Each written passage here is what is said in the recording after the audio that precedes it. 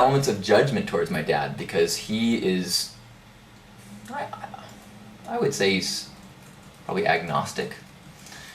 But it's not a part of his life, you know? His priority, his spiritual path is one of acting in integrity.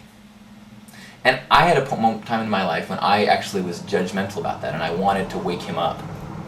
And I've told this story before, but actually during college I kind of convinced him to go on a trip with me to Costa Rica. And I had this ulterior motive of kind of like shaking him and saying, Dad, what about spirituality? You know, what about love and light?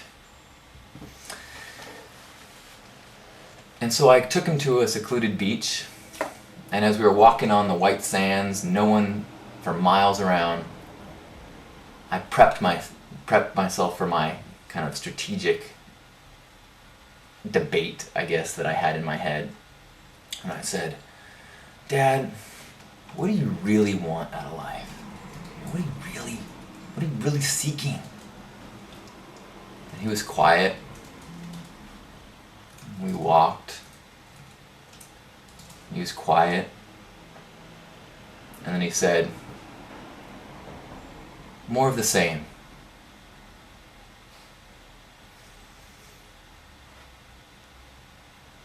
And that's not what I expected. I thought everybody wanted things and was hungry and needed and in that trap of suffering and desire, and here he was saying, it's all good.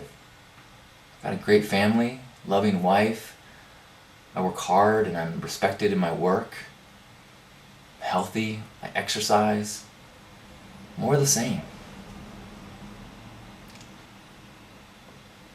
And I was like, well, then you win. That's what all of us would like to be able to say. And it was profound for me.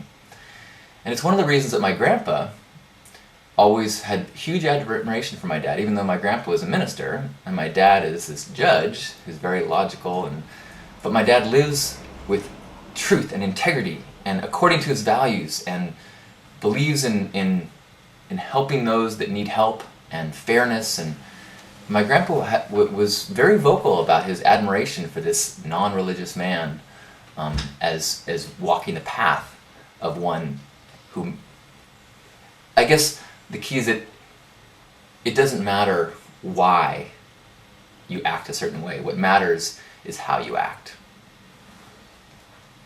It doesn't matter if you're doing it because you think you're going to go to hell, or because you think you're better than everyone, or you think that whatever. If you are kind, and if you are honest, and if you have integrity, then your effect on the world is good, and your life is your sermon.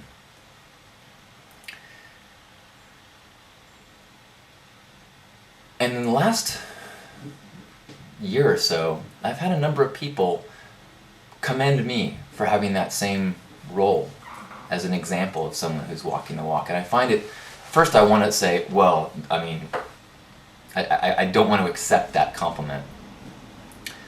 But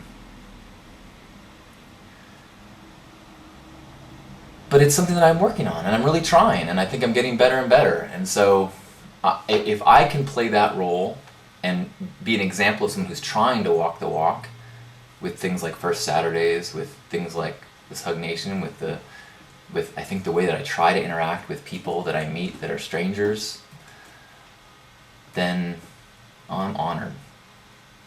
I try also, if someone gives me more credit than I deserve, I try to make sure that I acknowledge that I am midway on the path, as are we all. But it's important, I think, for all of us not to diminish the fact that by being midway on the path does not mean we are not teachers. Whether someone is farther along the path, which means nothing, there is no farther along, they're simply midway. They're simply beginning and evolving into pure light, Christ consciousness, and then everything in the middle, which is a fluctuation. So anybody that's in the middle of that fluctuation is a student and a teacher to one another. And as you become more in line with your integrity, you become a more powerful teacher to the rest of us.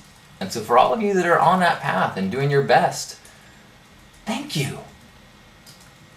it pulls everyone up as we do that. The more inspiring people that we encounter, the more we realize how we can be better.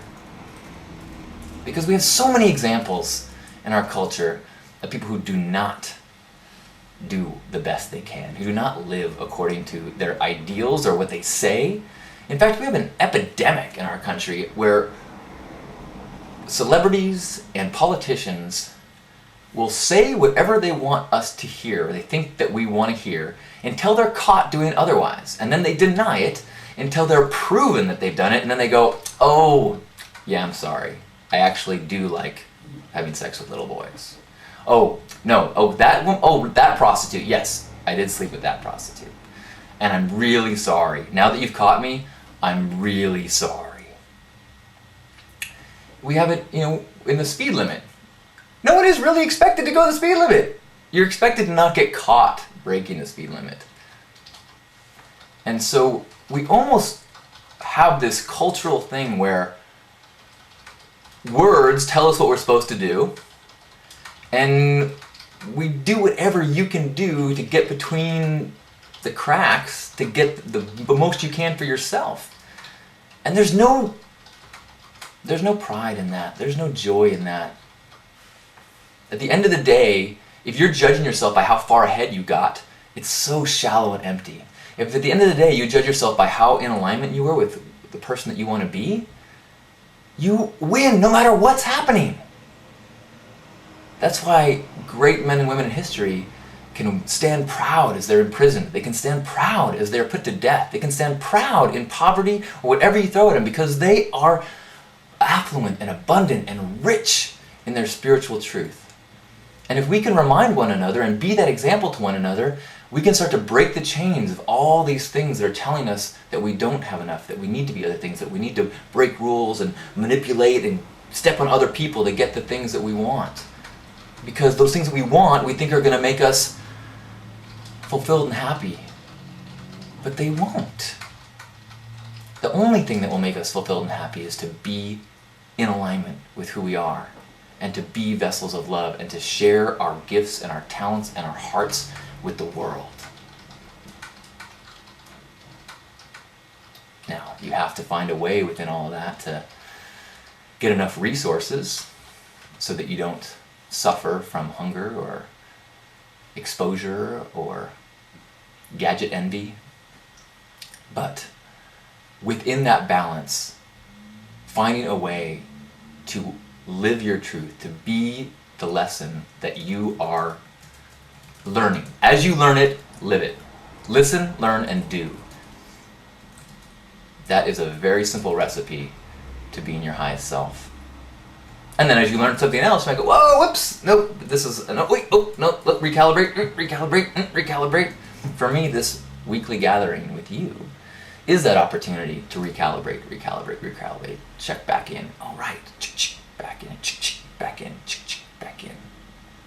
So, for Dad, happy birthday. I feel silly trying to put into words what I've just finished saying is beyond words. It's about how you act. I hope that you see my life as a demonstration of what I've learned from you. I hope that you're proud, as I am so proud of you.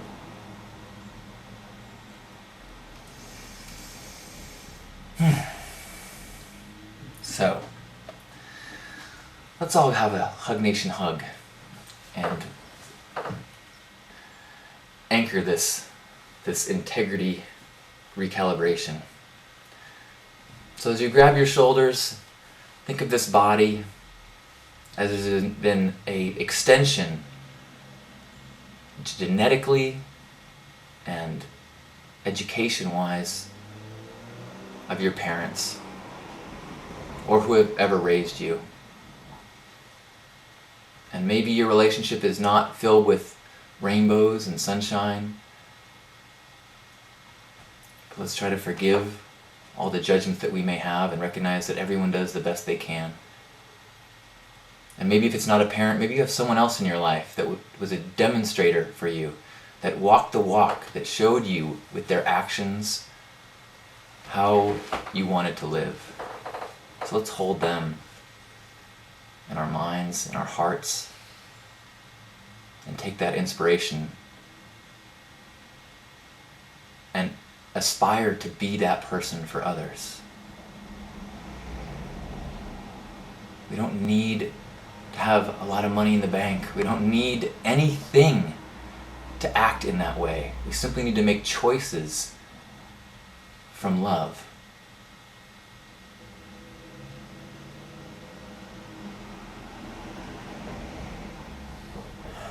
Let's take 3 breaths together, inhaling through the nose and sighing them out. Inhale.